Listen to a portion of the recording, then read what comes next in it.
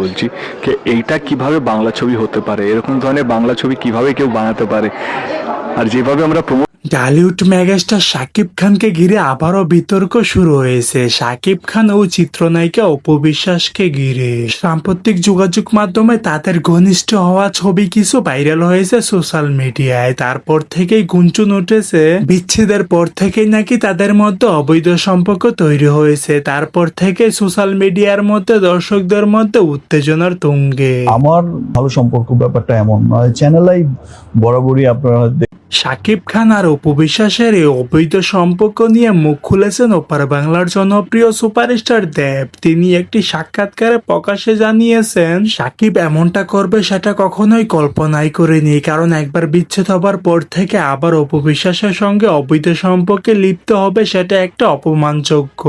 দর্শক, শাকিব খান আর অপু বিশ্বাসের এই সম্পর্ক নিয়ে আপনারা কি বলতে চান? অবশ্যই আপনাদের ব্যক্তিগত মতামতটি জানাতে ভুলবেন না ভিডিওর কমেন্ট বক্সে। দেখবেন যে চ্যানেল আই কবি, সাহিত্যিক, শিল্পী, সাংস্কৃতিক অঙ্গনের সবাইকেই এমন ভাবে আগলে রাখে, এমন মমতা দিয়ে, এবং এই যে শিল্পীদেরকে যে সম্মান দেখানো,